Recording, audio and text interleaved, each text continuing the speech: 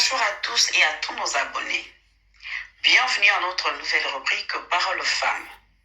Une rubrique qui vous permet de parler librement sur les différents sujets de la femme et société.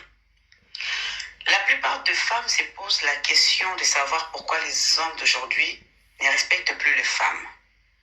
Réaction avec Madame Djabi Mahawa de la Côte d'Ivoire. Abonnez-vous massivement et n'oubliez pas de liker. Bonjour à toutes mes sœurs, je suis Madame Djabi Mahawa de la Côte d'Ivoire et je voudrais intervenir librement sur le sujet du jour qui est pourquoi les hommes d'aujourd'hui ne respectent plus les femmes. Si cette question est posée, ça veut dire que c'est en comparaison à nos papas et à nos mamans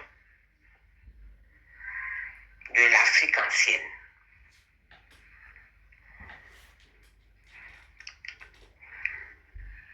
C'est la femme qui engendre l'humanité.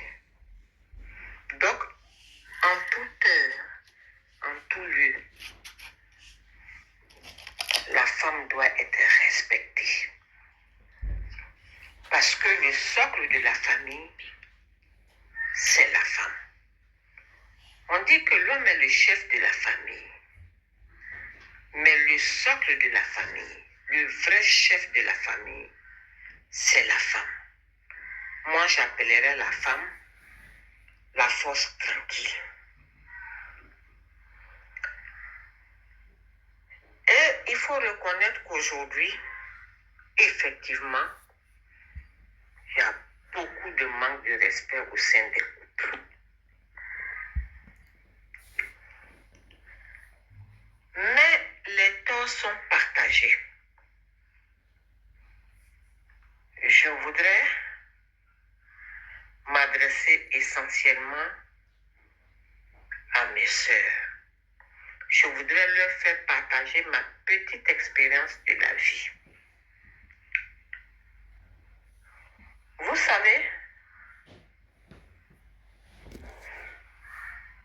la femme, elle doit être tout en subtilité, tout en douceur. C'est la femme qui engendre l'humanité. Et c'est la femme qui éduque l'humanité. Mais au nom de l'émancipation aujourd'hui, les femmes ne jouent plus ce rôle-là. La femme se veut l'égale de l'homme à tout niveau. Et ça entraîne beaucoup de problèmes dans nos foyers. Il faut que la femme retourne aux valeurs d'antan. Vous savez, nos papas, nos mamans, c'était rare. Même quand ils étaient polygames, c'était rare d'entendre des éclats de voix dans les maisons. Mais parce que chacun jouait son rôle. Aujourd'hui, tout le monde a démissionné. Ce sont les enfants qui s'éduquent eux-mêmes. Les hommes font ce qu'ils veulent. Les femmes font ce qu'elles veulent. Et malheureusement, la femme, au nom de l'émancipation, elle ne joue plus de rôle au sein de son foyer. À partir du moment où l'homme et la femme sortent pour aller gagner leur pain, ce sont les servantes qui nous ont remplacés dans nos foyers. Et quand la femme revient de son travail, il y a beaucoup de femmes qui ne jettent même pas un œil à ce qui a été préparé. Elles sont dans la chambre. Elles vont prendre leur douche. Elles vont se tendre un peu, écouter les nouvelles avant de passer à table. Est-ce que le plat qui va être servi à mon homme, à mes enfants, a été correctement fait? Elles n'en ont cure. Quand tout est servi, madame, le dîner est servi. Madame va appeler l'époux, les enfants, ils vont se mettre à table et manger. Que ce soit bon ou non, ils vont manger.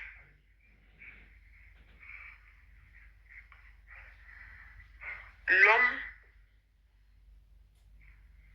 a besoin de manger la nourriture préparée par sa femme. C'est une marque d'amour. C'est une marque de respect. C'est une marque de considération. En semaine, la femme peut ne pas cuisiner. C'est normal parce qu'elle va être fatiguée quand elle revient du travail.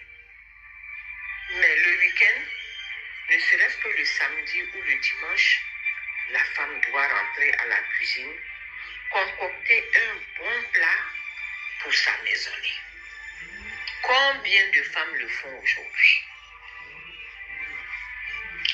Pendant ce temps, il y a des jeunes filles dehors ou des jeunes femmes dehors, comme elles veulent mettre le grappin sur le mari, elles vont s'ériger en master chef, en cuisine, cuisiner pour lui, faire les plats qu'il aime. Aujourd'hui, les femmes de dehors savent plus ce que nos hommes veulent que nous-mêmes, parce qu'on n'a plus le temps de s'intéresser à nos hommes.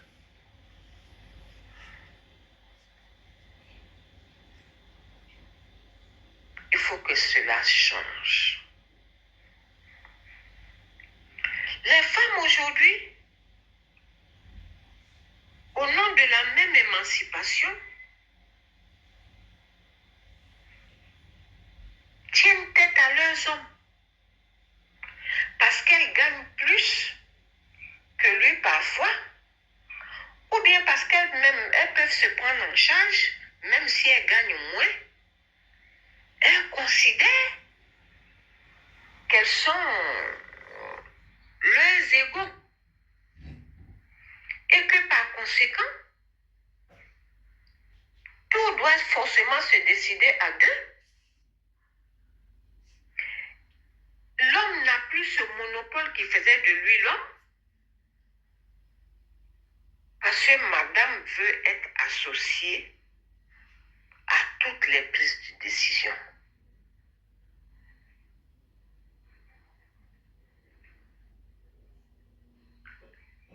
Et fatalement, on en arrive à des situations conflictuelles. Les femmes aujourd'hui, au nom de l'émancipation, mais ne regardent que leur propre personne. Elles ne veillent même pas à l'éducation des enfants. Les enfants s'éduquent eux-mêmes aujourd'hui. L'émulation fait que la femme émancipée veut être celle qu'on cite en exemple dans son entreprise, dans son groupement de femmes, dans ses clubs de dames, etc., etc. Donc, elles ont très peu de temps pour leur foyer. Très peu de temps, je dis bien. Et je pèse mes mots.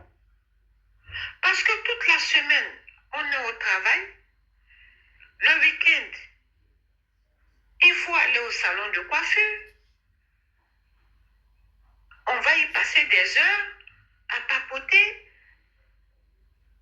Qu'est-ce que les enfants font? Qu'est-ce que le mari fait? On ne le sait pas, on ne cherche même pas à savoir. Et tout le reste passe en seconde ligne.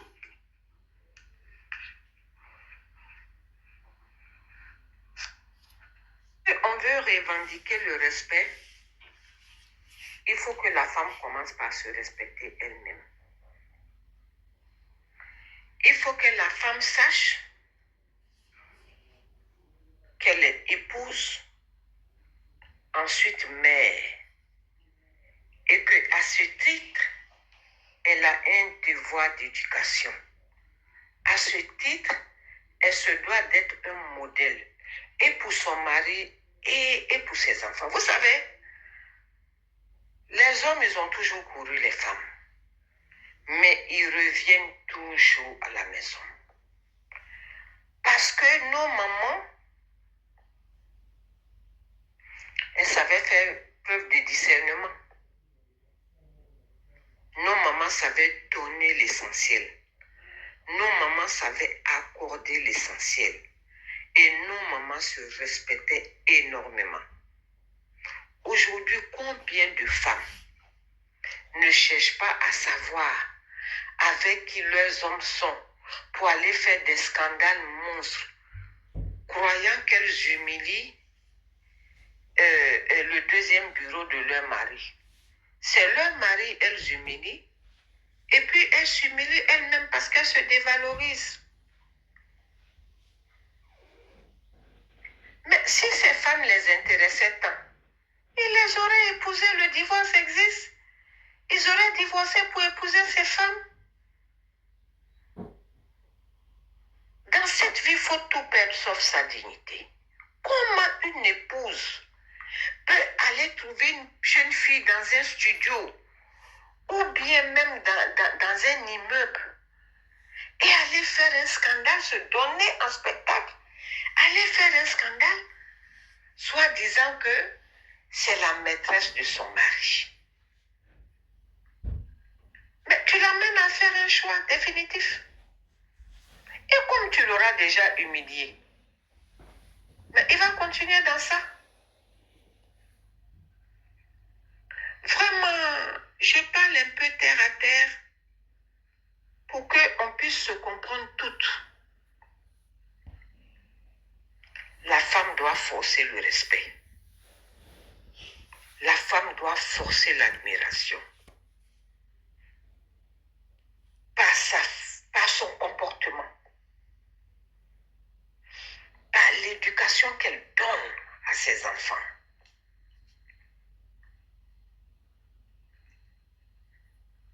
C'est primordial. Tout peut se dire. C'est la façon de dire qui fait qu'on l'accepte ou qu'on ne l'accepte pas. Nos hommes, excusez-moi du terme, ils ne sont pas bêtes. Hein? C'est vrai, ils peuvent s'acoquiner avec des filles dehors et tout, mais ils savent faire la différence. Ils font la différence quand même entre l'essentiel et puis le superflu. Mais pourquoi nous, si ils vont fricoter avec la poubelle, pourquoi nous, on doit descendre là-bas? On ne descend pas. On ne descend pas. Quand un solide gaillard qui, avant de rentrer chez lui, retire ses chaussures pour ne même pas faire de bruit, pour ne pas réveiller sa femme, mais si ça, c'est pas du respect, je ne sais pas ce que c'est. Il respecte sa femme. Je connais des hommes qui tu viens les prendre en flagrant délit dans ton lit conjugal. Mais il y en a beaucoup qui se déchaussent, qui ne veulent faire aucun bruit pour ne pas réveiller leur femme en rentrant. Faut pas trop tirer sur la corde, sinon elle finit par se casser. Nous avons un cœur. Ça fait mal quand son homme est volage. Ça fait mal. Mais c'est notre sérénité, notre assurance, notre respect de notre parole donnée qui vont amener l'homme à se dire vraiment, j'exagère. Il faut que je fasse machine arrière.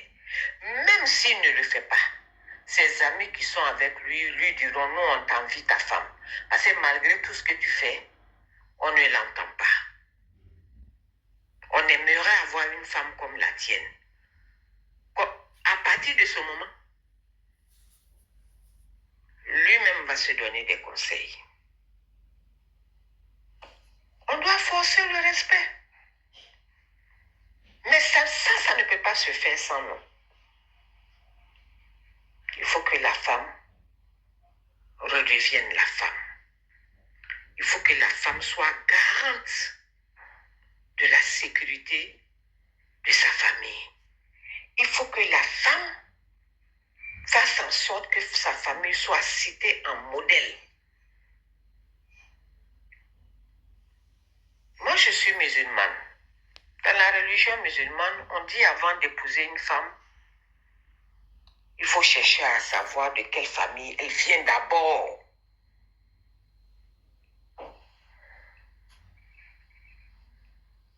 Ça veut tout dire. Ça veut tout dire. Qui est son père, qui est sa mère?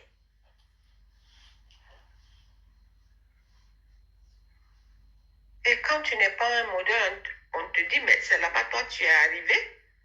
Tu vas chercher quoi là-bas? Il faut qu'on soit des modèles. Pour nous-mêmes d'abord. Parce que la femme, elle est pure. La femme, elle est propre. Il ne faudrait pas qu'on se laisse séduire par le chant des sirènes. Il faut qu'on aille à l'essentiel. À la fin de notre vie, il faut qu'on soit fiers de nous-mêmes. Pour dire, voilà ce que j'ai pu faire. Voilà ce que j'ai pu fonder. On ne vit pas au jour le jour. On vit pour pérenniser ce qu'on a commencé. Et nos enfants vont perpétuer ça dans le temps. C'est de ça qu'il s'agit. Donc voilà un peu ma modeste contribution pour ce sujet, que la femme redevienne l'idéal, que la femme redevienne la référence. On aura tout gagné. Merci mes sœurs et bon après-midi. Merci Madame Djabi Mahawa. C'était Madame Djabi Mahawa de la Côte d'Ivoire. Merci. Quant à moi, je vous retrouve à très bientôt avec un autre numéro. Abonnez-vous massivement, likez, partagez, commentez. Merci beaucoup.